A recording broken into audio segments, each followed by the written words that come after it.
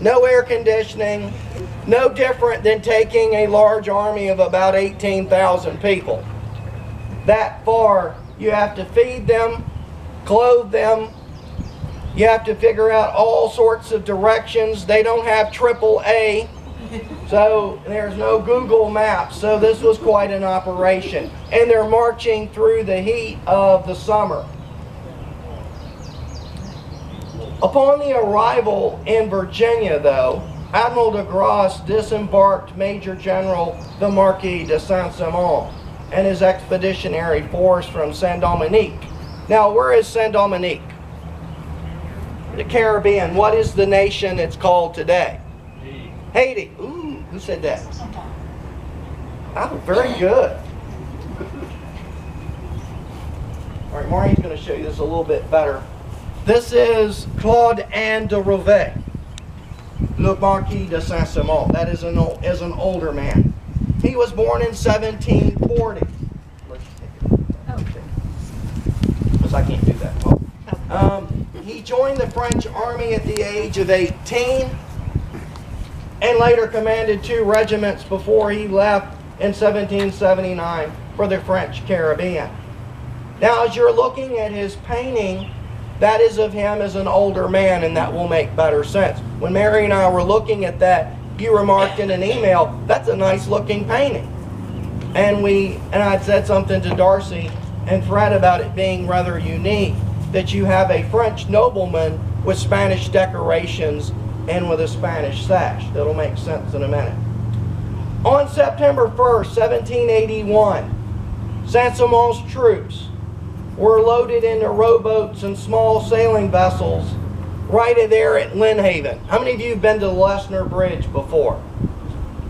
Not to imagine getting on a rowboat or on a small sailboat there at Lynnhaven with 3,300 men, and you have to go up the Chesapeake Bay, turn left into Hampton Roads, wave at Old Point Comfort as you go by, go right past the shipyard, which isn't there at Newport News Point, go by the Crab Shack at the James River Bridge, which isn't there, and somewhere off of the Mariners Museum, guess what happens? It's September.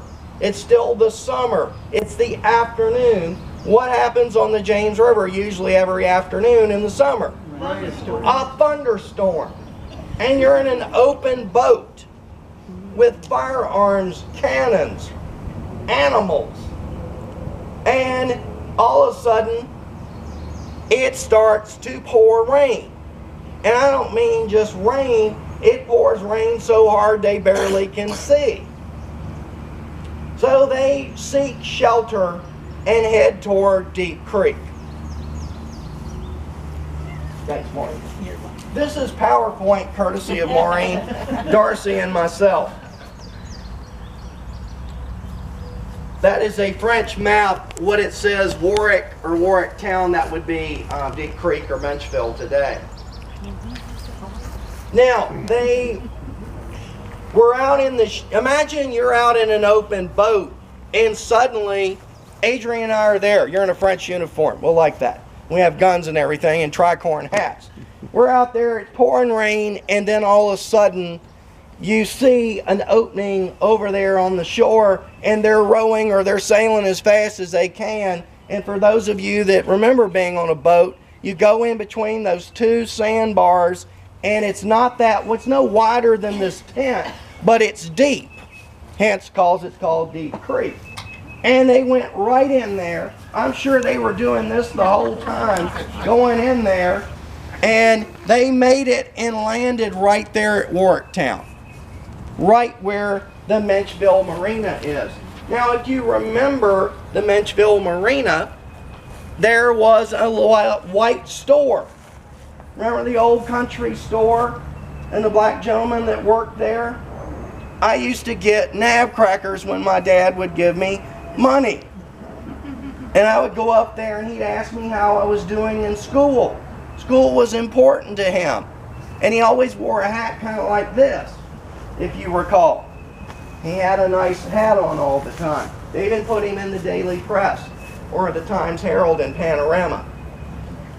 Now, the French stayed there overnight and ultimately they would land at Jamestown. The whole idea was, we all know of, who's the most famous Frenchman of all? It's kind of like, you know, Frosty the Snowman. Who is the most famous Frenchman of all? Lafayette. Yeah. Marie, Joseph, Paul, Gilles, Roche, Gilbert, du Martier, le Marquis de Lafayette. Imagine introducing him, Darcy. Great guy. 19 years old, comes to our country to help us attain our independence. What is his rank in the French army? A captain. But he's a major general in the Continental Army. And he's rich, which is always important. And Saint-Simon, even though he outranked him in the French army, places his men under the command of Lafayette, and they're there to hold Cornwallis until Rochambeau and Washington arrive, also with the large cannons, the siege guns. So, Saint-Simon provided the needed reinforcement Lafayette needed to block any attempt by the British to escape from Yorktown until the main Allied army arrived in the latter part of September of 1781. When Washington and Rochambeau arrived in Williamsburg on September 14, 1781, even though Lafayette was rich, he had been away from his bank for a while, so Saint-Simon held a grand reception and a review of troops, had a big party, borrowed a punch bowl from one of the taverns, and everybody was having a good time. Washington kind of liked the French after that. Now, they also, Washington and Rochambeau would get into a boat and go into Lynnhaven and stay with Admiral de Grasse for a little while on his flagship, the Ville de Paris, which was a 110-gun first-rate ship of the line. Now, think how tall Washington is. 6'2". How tall are you, Jeff? 6?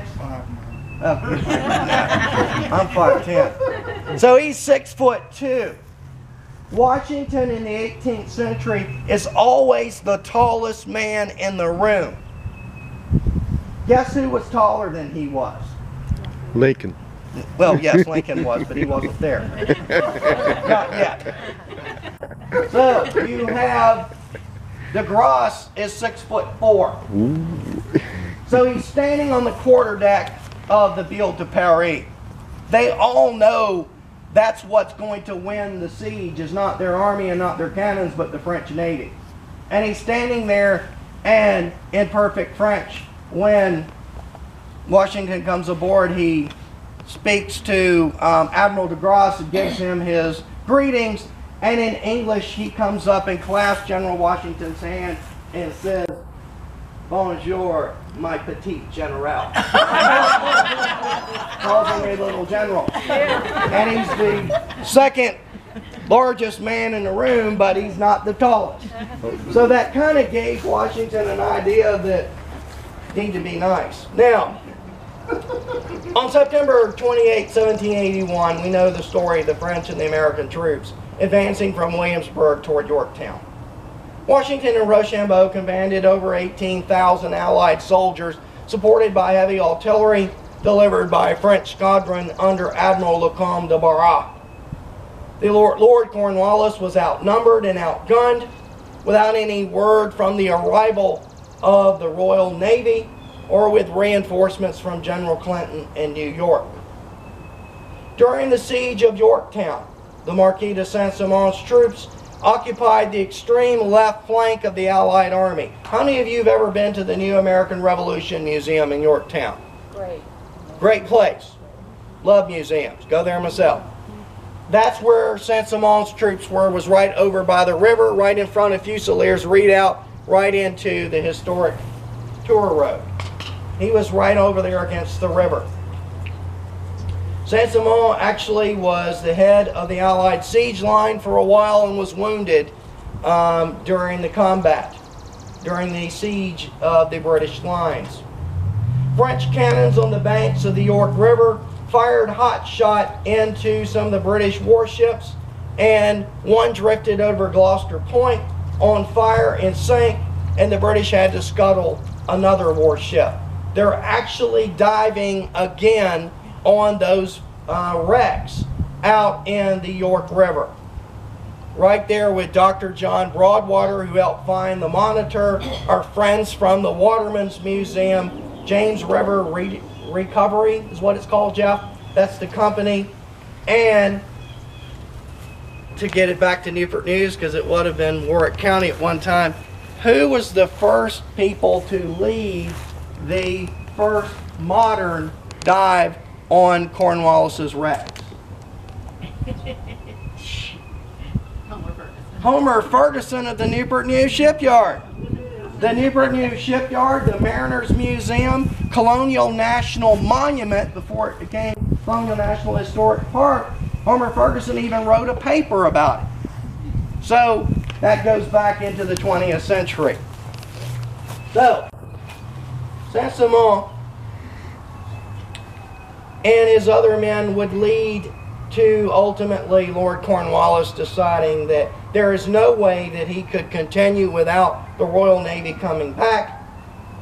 And they had lost the Battle of the Capes on September 5th, 1781, and the French weren't going anywhere, and they should have known something was wrong, because name a time in British Royal Navy history the French Navy ever beat them, other than at the Battle of the Capes. In a major battle. Takes a while to think about it. If you pull one out, great, but usually the Royal Navy ruled the waves, but not that day.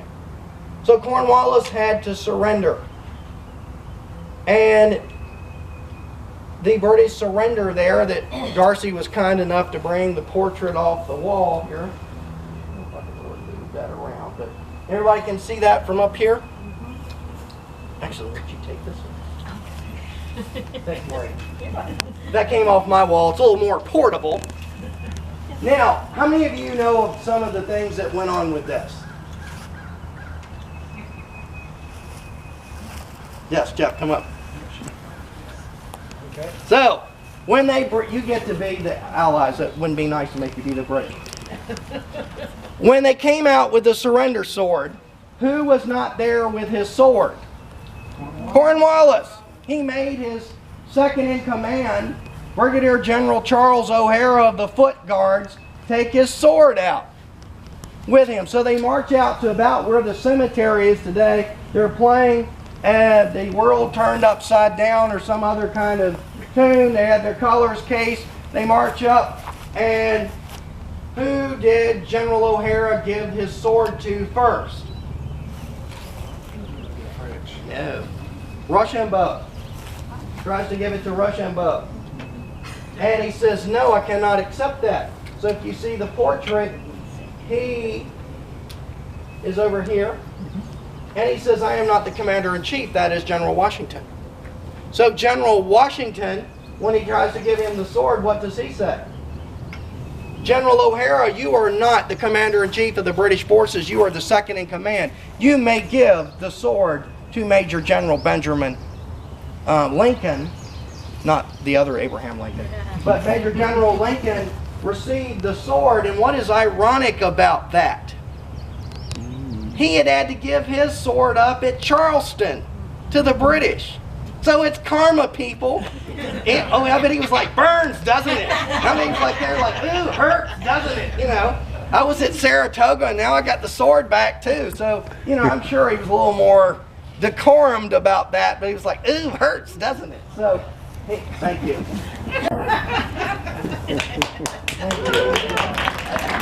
Now, the British surrender at Yorktown effectively ended the American Revolution, despite some other battles in the South. Eutaw Springs, our friend Colonel Lawrence is killed in action. One thing about American education at the Moore House, when October 17th, when they're hashing over the surrender documents, they had two Allied officers, Lafayette's brother-in-law, the Vicomte de Noailles, Colonel John Lawrence of the Continental Army, and two British officers. Guess who was the only one that could speak French and English? the American. So once in a while, American education works out. So, now, after the surrender, Washington gave Saint-Simon, who never gets any credit, a parting gift. He wrote him a letter, if you'll indulge me with a small part of it. And everybody still hear me in the back?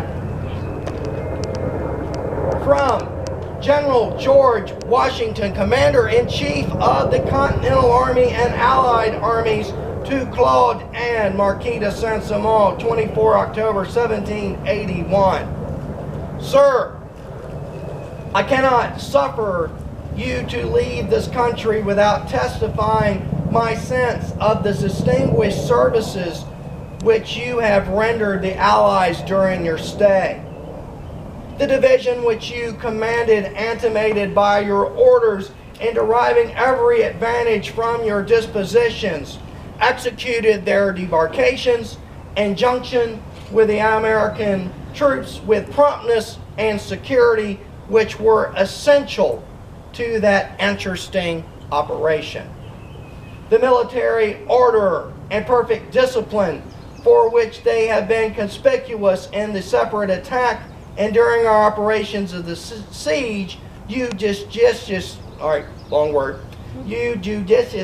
measured as judiciousness, thank you Washington, and this is from French back into English, and on all occasions have secured you the esteem of this country. They will at times claim my particular applause, and I entreat you to accept my warmest acknowledgments. Signed, George Washington. In the camp near York, 1781. Before he left, also he asked the Marquis if, since some of his horses did not survive, he knew that he enjoyed riding around in the islands just as Washington had visited Barbados back in his youth, and he gave him 2 of his own best Virginia horses to take with him. Now, Saint-Simon will later return to France, where he survives the French Revolution. He fled to Spain, which Mary and I were able to figure out that's why he's in a Spanish uniform. He fought with the Spanish Bourbon monarchy and their armies against the armies of the Republic of France and Napoleon I. He was captured in Spain, narrowly escaped being executed for treason. After the Napoleonic Wars, Saint-Simon returned to Spain, was created a Duke and Grandee in Spain, and was awarded a pile of money by the Spanish king. He got an allowance. When I was a little kid, you got an allowance of like 15 cents. He got a lot more than 15 cents. Overshadowed by de Grasse, Lafayette, and Rochambeau, Saint-Simon's role in the siege of Yorktown has largely been forgotten. In conclusion, after a day out on the James River, my dad and I motored toward the sand dunes that surrounded the channel at the mouth of Deep Creek. We were unknowingly following the route of the Marquis de Saint-Simon and his French soldiers who were seeking shelter from a tempest. Having been out on the James River during many storms as a teenager and a young man, I can easily imagine the sense of relief as the French soldiers were arriving below the bluffs of Warwick town and our dear own little Deep Creek. It is a great honor to tell their story. In October 19, 2019, the City of Newport News and the Washington Rochambeau National Historic Trail are placing an interpretive marker at Deep Creek. Mary helped design the marker that I wrote. We have a great team. You use my bad writing and you make it look good. So you've done that well for 20 years and I thank you. It's a great looking sign. And the Washington Rochambeau National Historic Trail goes back to 2009 when it was put together, and it follows the route of the Franco-American advance from Newport, Rhode Island to Yorktown, Virginia. Its mission is to identify, preserve, interpret, and celebrate the American and French alliance in the war for independence. We will have with us, I understand from Nicole Yancey, a very special guest with us today. I mean, not today. Well, we have a lot of special guests. But in October, we'll have a very special guest. Her name is Natalie de Gruberville, which that doesn't immediately mean anything. She was born Natalie de Rochambeau. Her brother is the current Count de Rochambeau. They live in the Chateau de Rochambeau. If you've never seen it, Google it. It's huge. She's a lovely lady, and she calls herself my French mama. And she said, it takes me an entire week to wash the windows. And she loves to come to Virginia because she's, I guess, in her early 60s. And every time she shows up, all the young men like to talk to her. And she says, in France, I have to do my own shopping, clean windows, change light bulbs, but in Virginie, I'm a rock star. All the young men love to hug me, and I like to hug them back. So, why not? If it works for her, she'll be there with her family, and we will look forward to meeting her. I hope that you will join me this October in honoring the contributions of Saint-Simon, our French allies, and the landing at a small part of my childhood that had a vital contribution to the Yorktown campaign. And before we conclude, Maureen and I have another visual aid for us.